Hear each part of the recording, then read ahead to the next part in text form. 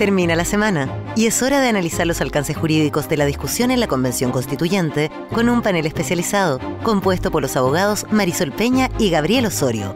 Aquí comienza Derecho a la Convención.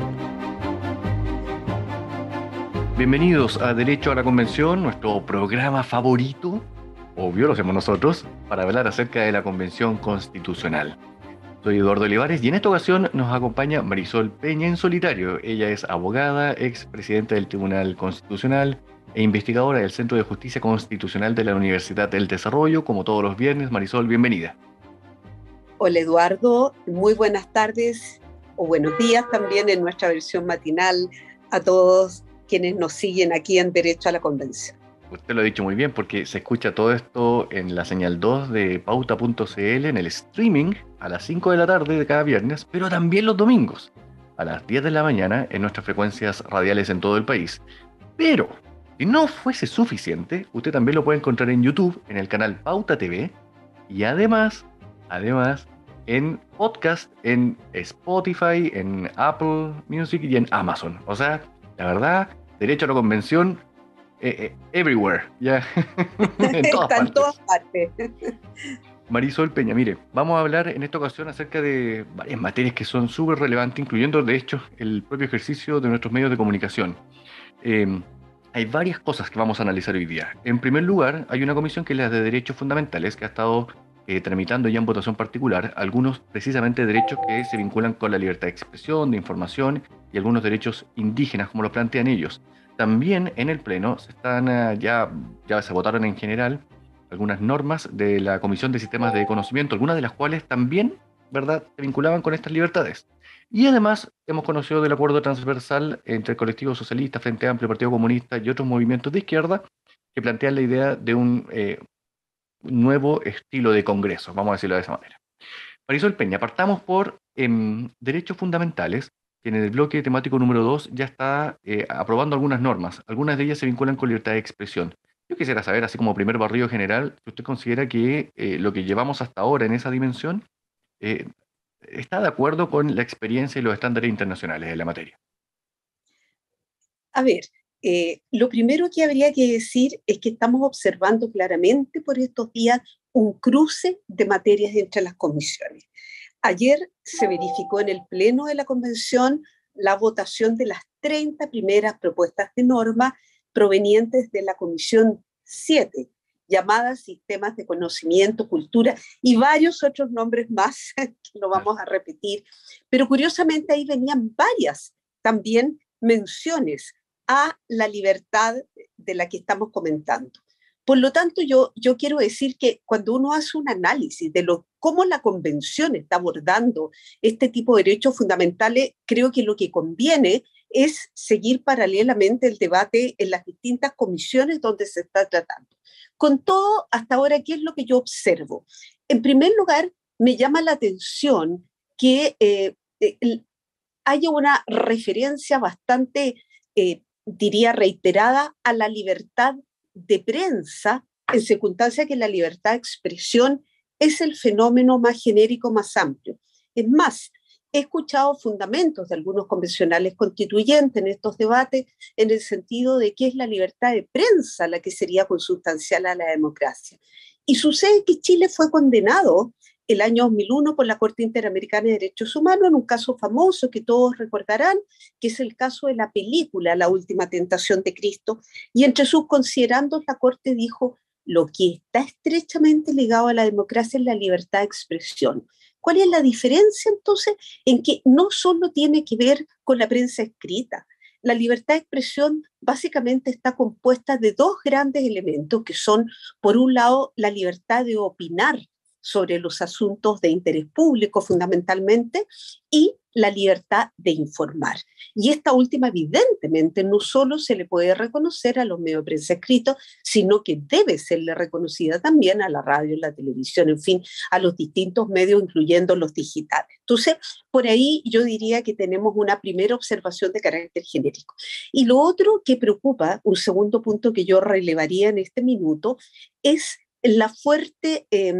el fuerte encargo que se le hace al Estado de carácter regulador.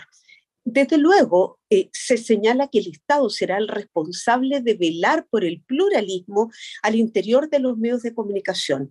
Pero ayer mismo en el debate de la Comisión de Medio Ambiente se preguntaban algunos convencionales, ¿qué significa velar? ¿Puede significar esto que el Estado entre a censurar y por tanto a impedir en forma previa la difusión del contenido decidido por ciertos medios como parte de su línea editorial o programática? Por lo tanto, aquí hay que tener mucho cuidado. Y lo tercero, para no alargarme, hay una serie de otros detalles, pero está el tema del monopolio.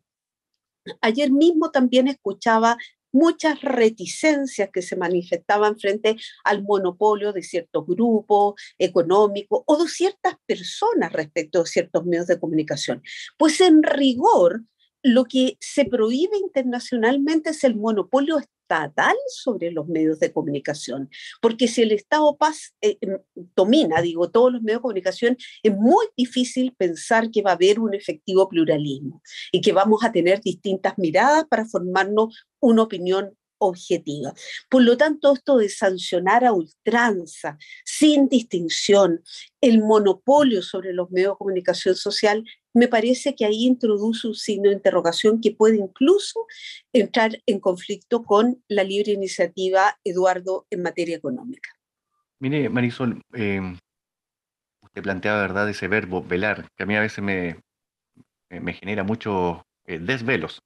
Pero una de los artículos, ¿verdad?, aprobados por la Comisión de Derechos Fundamentales, en este caso, dice que el Estado, en conjunto con los pueblos y naciones indígenas, a través de sus instituciones, velará y promoverá la presencia de la diversidad cultural indígena en los medios de comunicación públicos y privados en sus respectivas lenguas. Em, Ahí estamos viendo, ¿verdad?, un artículo, Marisol, que pareciera ser realmente elástico, y yo no sé si está bien definido o tiene contornos claros. No sé qué opina usted. Hay que tener mucho cuidado siempre con el lenguaje constitucional, porque con el lenguaje constitucional pasa algo inevitable. Tiene que ser lo suficientemente abierto. En doctrina se habla de conceptos jurídicos indeterminados, de tal manera que sea capaz la Constitución de irse adaptando a nuevas realidades y también paralelamente irle dando la posibilidad a los jueces que vayan haciendo justicia en casos concretos. Pero cuando se trata de regulaciones que impactan en el ejercicio de los derechos fundamentales, y no tenemos aún, Eduardo, porque no se ha sugerido hasta donde yo tengo conocimiento en la Convención, una norma protectora de la esencia del derecho fundamental. Esto es, que el legislador a la hora de regular, complementar, interpretar un derecho fundamental pueda afectar su esencia. Estamos ahí en ese evento en el peor de los mundos, porque le estamos dando un verdadero cheque en blanco al Estado. Ahora, ¿cómo podría ser interpretada esa norma de velar por la presencia de lo que es las diversas culturas existentes en nuestro territorio? Nuevamente como imposiciones a los medios para detener determinadas horas, por ejemplo, de programación dedicada nada más que a la difusión de estas culturas o estas nacionalidades, como también se las ha dado en llamar, que no son otra cosa que diversas identidades. Pero también podría suceder que se obligara a los noticiarios o a este mismo programa a tener una traducción simultánea, ya no con lenguaje de señas, como habíamos ido avanzando en muchos ámbitos respecto de la población sordomuda, sino que además en los lenguajes de los pueblos originarios, que por lo demás no son uno. Uno es el lenguaje mapuche, otro es el Rapa Nui. Entonces, ¿cómo se va a regular esa obligación en términos de que no impacte muy sustantivamente la libertad con que deben operar los medios de comunicación? Es una gran pregunta. El Kunza, el Cacán, que son lenguajes, ¿verdad?, de Peguita y Atacameño. De hecho, ya no existe registro de ellos. Vimos hace poco la noticia, ¿verdad?, de que había muerto la última mujer que hablaba Yagán. Entonces, claro, hay una dificultad interesante que, sin embargo, al establecerlo en la Constitución parece imperativo. Y es donde uno dice, bueno, si está en la Constitución hay que cumplirlo. Y es donde usted, bueno, nos está manifestando los conflictos que podrían sostenerse. Pero Eduardo, perdón, ¿Sí? agreguemos un punto que creo que es necesario considerar, que no es jurídico, pero un punto sociológico. La cantidad de personas que se sienten chilenos, pese a que su origen puede situarse en los pueblos originarios, pese a que por ascendencia, en fin, pertenecerían a los pueblos originarios, pero que están perfectamente integrados a la sociedad chilena, le vamos a imponer a esas personas el hecho de experimentar un retroceso y volver a hablar como sus bisabuelos y sus tatarabuelos, cuando ellos han realizado una legítima opción de integrarse y de conversar, de tratarse, de relacionarse con el resto de la comunidad en el mismo lenguaje que todos nosotros. Entonces, aquí tampoco tenemos que pensar que a nivel de quienes se declaran pertenecientes a los pueblos originarios existe una homogeneidad en el sentido de querer rescatar aquello que se denomina lo ancestral, por llamarlo de una manera genérica. Marisol, hay entre las normas aprobadas una muy delicada que plantea que se debe prohibir por ley la negación o justificación de las violaciones graves, masivas y sistemáticas a los derechos humanos.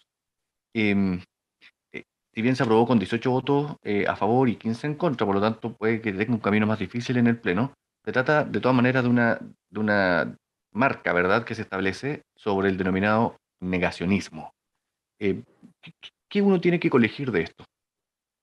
Lo comentábamos probablemente en los primeros programas de Derecho a la Convención el año pasado, los problemas que genera el negacionismo, pero hoy quisiera referirme a la condena explícita que hemos conocido y ha realizado Human Rights Watch, que es una entidad, una ONG que defiende los derechos humanos en el mundo y quien ha dicho no es conveniente, se ha dirigido a la Convención Constitucional expresándole, no es conveniente consignar una norma sobre negacionismo en la Constitución de forma de compeler a la ley a que sancione, eh, y aquí quiero decirlo, a que sancione ampliamente no solo expresiones, sino que opiniones. Porque ese es el problema del negacionismo. Pueden existir distintas lecturas, como de hecho existen, sobre la historia, sobre nuestros acontecimientos pasados, pero esas distintas lecturas son en gran medida la expresión de nuestra libertad de pensamiento, de las creencias que nos formamos nosotros mismos sobre la base del análisis que realizamos respecto de las cosas. De tal manera que a mí me pareció muy interesante que en la advertencia de Human Rights Watch a la Convención Constitucional hay un cuidado, porque aquí hay un límite muy delicado, muy sutil, entre lo que es la expresión de algo a lo que es la manifestación de una opinión, de una creencia. No nos olvidemos, por último, Eduardo, que el primitivo artículo 8 de la Constitución del 80, y todos se preguntarán de qué está hablando esta señora, sancionaba los actos o conductas que propagaran doctrinas, ideologías que favorecieran la lucha de clase, que debilitaran la violencia. Bueno, y la gran crítica fue en la operatoria del artículo 8 constitucional original fue que abría la compuerta para sancionar el pensamiento. Me pregunto si hoy día, como se dice eufemísticamente, estamos borrando con el codo lo que como crítica a la Constitución del 80 escribimos hace varios años atrás. Déjeme agregarle otro artículo aprobado por la misma Comisión de Derechos Fundamentales, en particular, el artículo 15 dentro de sus bloques temáticos, por cierto, y es el derecho a la identidad, Marisol. Y consiste en dos incisos, y dice, toda persona tiene derecho al libre desarrollo y pleno reconocimiento de su identidad en todas sus dimensiones y manifestaciones, incluyendo la nacionalidad, etnia, cultura, edad, características sexuales, identidades y expresiones de género y orientaciones sexoafectivas, entre otras.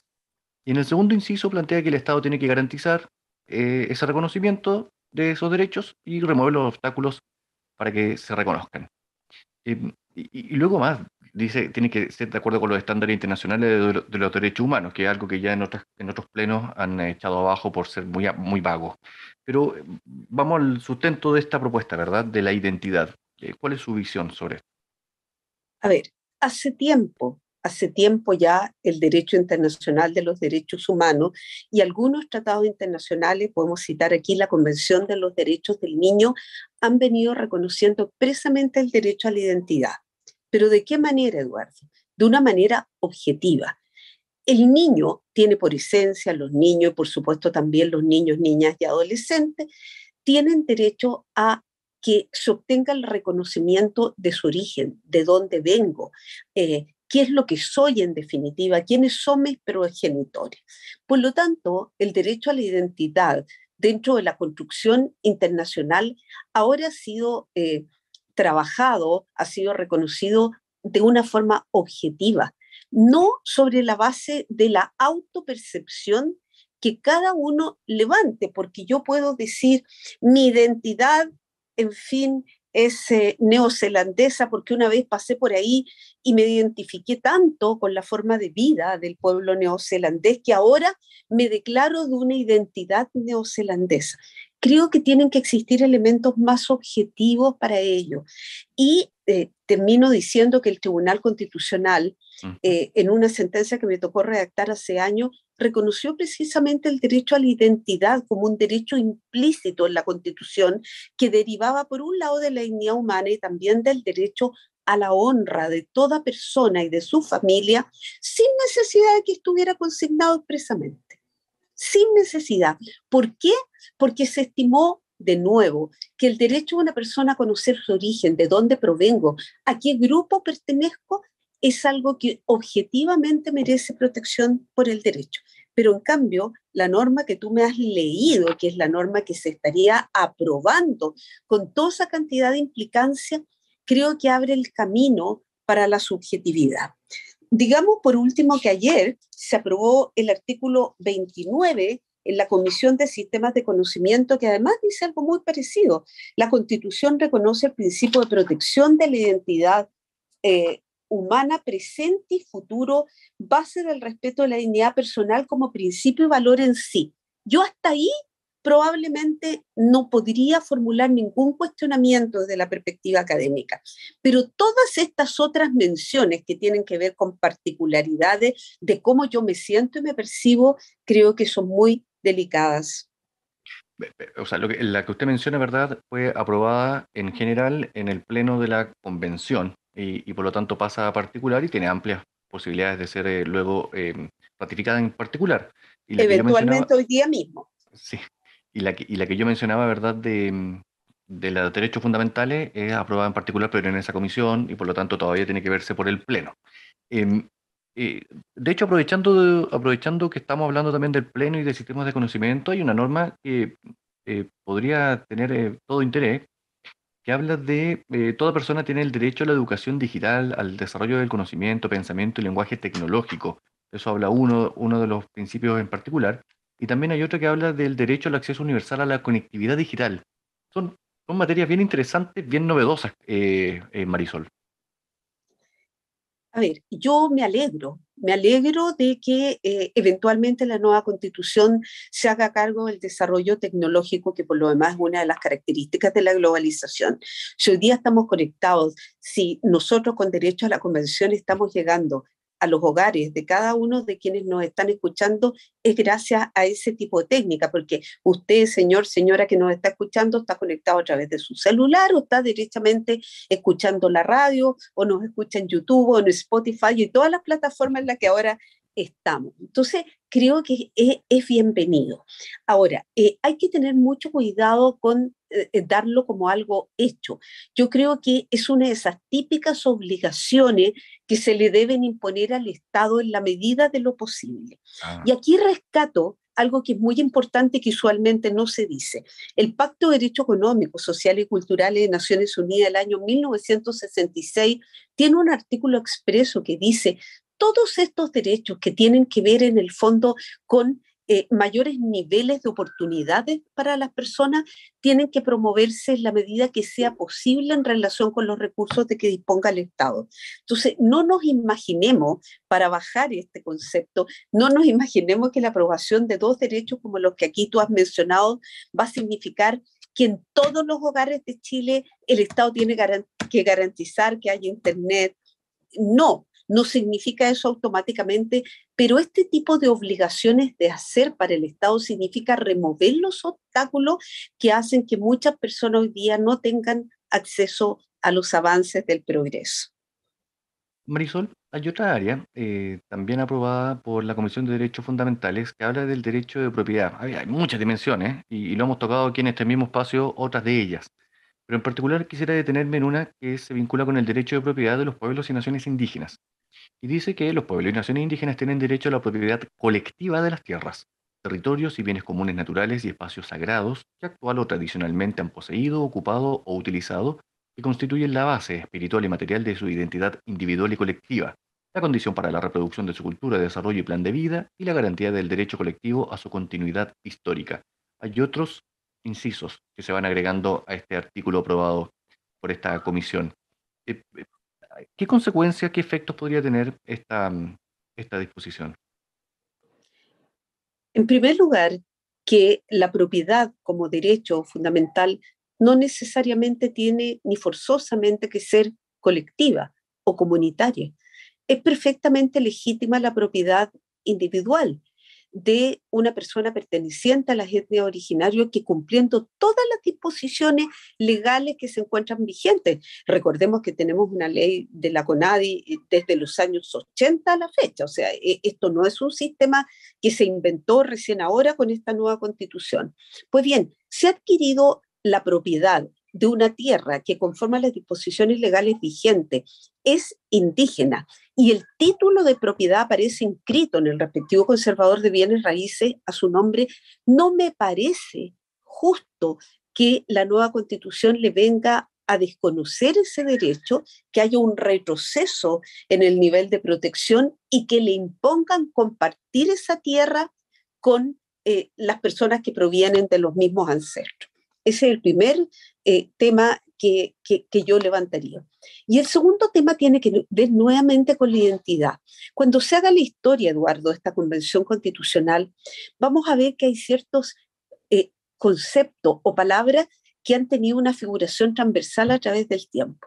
Uno de ellos es el de identidad, otro es el de patriarcado y otro es el de colonialismo, como hablamos en el programa pasado.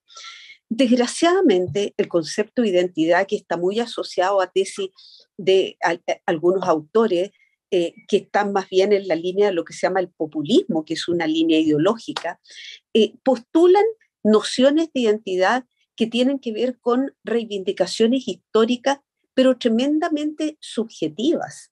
No es que sean historias, o como dijo el ex rector Rosso de la Universidad Católica el otro día en un artículo en el diario, no es que constituyan un imaginario colectivo compartido por toda la sociedad. Yo creo que el problema que tienen las identidades, tal y como se están manifestando en la Constitución, que tienen mucho de autopercepción. ¿Cómo la ley va a regular eso objetivamente para impedir que se produzca el despojo de derechos que legítimamente se habían adquirido con anterioridad?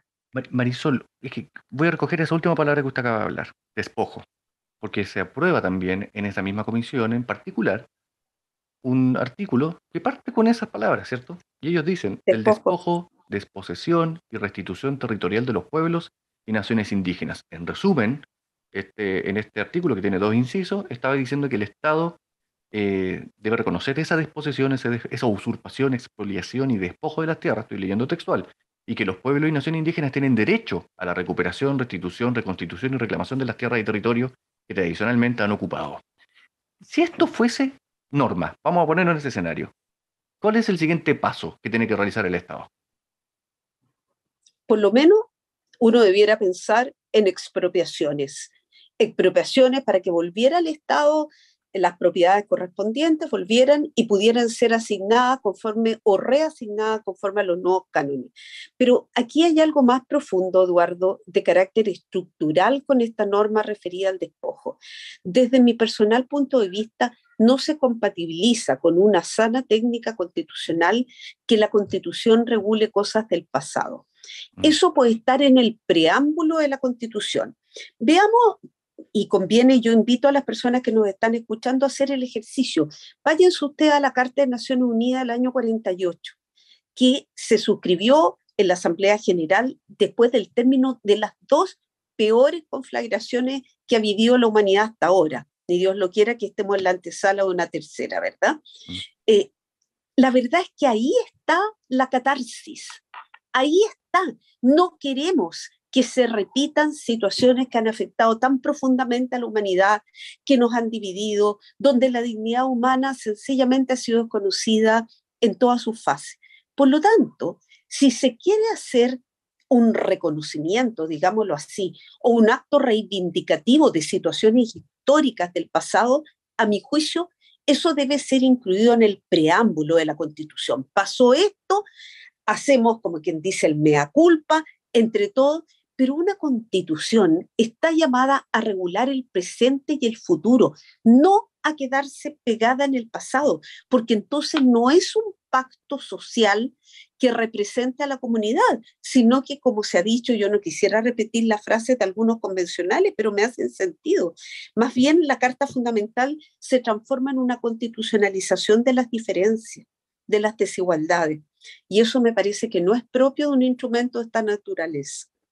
Para cerrar, Marisol, eh, hay un acuerdo transversal que se ha reflejado en indicaciones en el sistema, en la Comisión del Sistema Político, que esta apunta a eliminar el Senado y, por otra parte, crear una nueva entidad que se llamaría Consejo Territorial, que tendría distintas atribuciones, ninguna de las cuales se acerca a las que actualmente tiene el Senado de la República.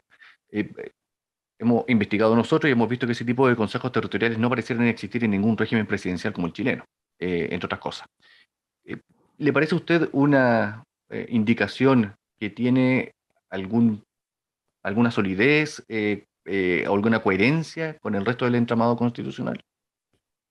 A mí me parece una trampa, a mí me parece una trampa, porque como se despertaron muchas voces de alerta cuando originalmente en la comisión se aprobó la idea de avanzar hacia un régimen unicameral Ujú. y hacer desaparecer el Senado, y entre otras redacciones, varios senadores hicieron una consulta ante la Comisión de Venecia, asesora del Consejo de Europa, cuyos representantes ciertamente están ahora, en este preciso momento, en Chile, para recabar antecedentes y responder si una eliminación ipso facto del Senado como la que se pretende iría en contra de la democracia.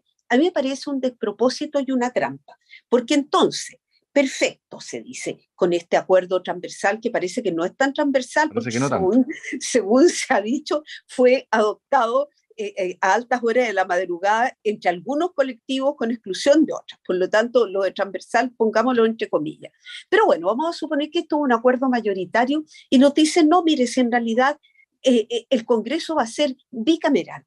Y va a ser esto un bicameralismo asimétrico porque la Cámara de Diputados va a ser el fuerte como órgano legislativo, mientras que el Consejo Territorial va a hacer un enlace, digamos, como va a tener una doble función, va a ser Consejo Territorial Legislativo y al mismo tiempo va a ser parte de las asambleas legislativas de las regiones que van a aprobar leyes.